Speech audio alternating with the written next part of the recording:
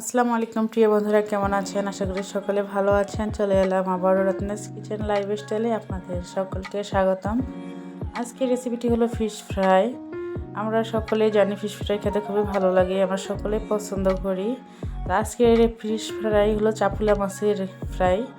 তো আমি এখানে চাপুলা মাছ নিয়েছি কিছুটা, তো লবণ হলুদ দিয়ে ভেজে নেব আর কি। তো এই মাছগুলো কিন্তু দেশি মাছ, তো দেশি মাছের স্বাদই হয় অন্যরকম, এটা আপনারা সবাই জানি। তো এই ফিশ ফ্রাই কিন্তু আমরা গরম ভাতের সঙ্গে খুবই ভালো লাগে, লোভনীয় লাগে। আশা করতেছি আপনাদের ভালো লাগবে। পুরোটি দেখুন, আর একদম পুড়ে যাবে না, একদম পারফেক্টভাবে হবে। এদিকে রসুন পেঁয়াজ কাঁচামরিচ কেটে রেখে দিয়েছি, এখন আমি চুলা ধরিয়ে দিলাম। আপনাদের অবশ্যই ভালো লাগবে, স্টেপ বাই স্টেপ ফলো করতে থাকুন। আর যদি রেসিপিটি ভালো লাগে অবশ্যই চ্যানেলটি সাবস্ক্রাইব করে পাশে থাকবেন। দেশ ও দেশের বাইরে যে সকল বন্ধুরা আসছো, সাপোর্ট করতেছো, সকলকে অনেক অনেক ভালোবাসা। আগামী দিনগুলো এইভাবে পাশে থাকবে ইনশাল্লাহ। তো আজকের রেসিপিটি পুরোটা স্টেপ বাই স্টেপ দেখুন।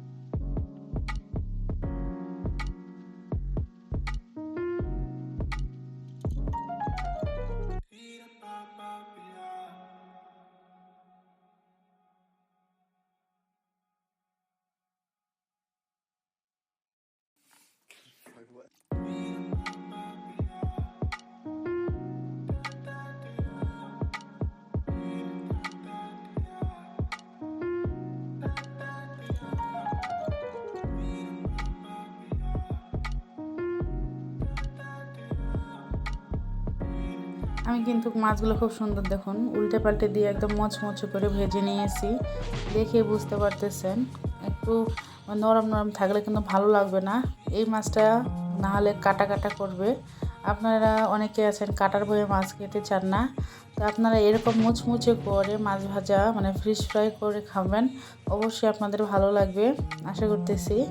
তো দেখুন আমি কিন্তু খুব সুন্দর করে মুচমুচে করে ভেজে নিয়েছি। তো একই চারপাশে মাছগুলো ছড়িয়ে নেওয়ার পরে আমি মাঝখানে দিয়ে দিলাম পেঁয়াজ কুচি। আমার মনে হয় না বাড়তি আর কোনো কিছু প্রয়োজন পড়ে, সাইড দিয়ে সরিয়ে রেখে মাঝখানে ভেজে নিলেই হয়ে যায়। তো আমি আমার মতো করে দেখাইলাম, আপনারা উঠিয়ে রাখতে পারেন, কোনো সমস্যা নেই।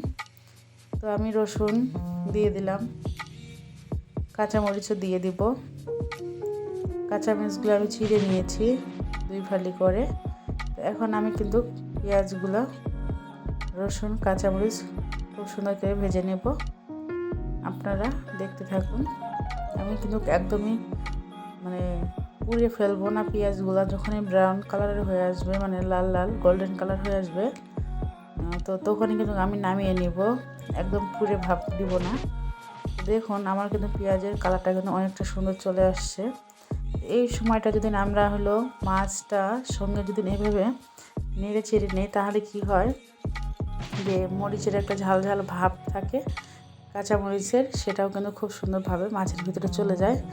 তো অবশ্যই 2 মিনিটের মতো এরকম নেড়ে চেড়ে নিতে চেষ্টা করবেন, দেখবেন যে আপনাদের অবশ্যই ভালো লাগবে। আমার কাছে খুব ভালো লাগে এইভাবে মাছ ফ্রাই মানে ফিশ ফ্রাই করলে, তো আপনাদের অবশ্যই ভালো লাগবে এইভাবে। আশা করতেছি আজকে আমার এই নতুন রেসিপিটি আপনাদের সকলেরই ভালো লেগেছে। আর এরকম নিত্য নতুন রেসিপি পেতে চ্যানেলটি অবশ্যই সাবস্ক্রাইব করে পাশে থাকবেন। সবার আগে ভিডিও পেতে চাইলে বেল আইকনটি বাজিয়ে রাখবেন। তো ফাইনালি দেখুন কতটা সুন্দর হয়েছে, মাশাআল্লাহ। খেতেও যেমন দেখতেও তেমন। আজকের মতো বিদায় নিচ্ছি, ভালো থাকবেন, সুস্থ থাকবেন, আল্লাহ হাফেজ, আসসালামু আলাইকুম।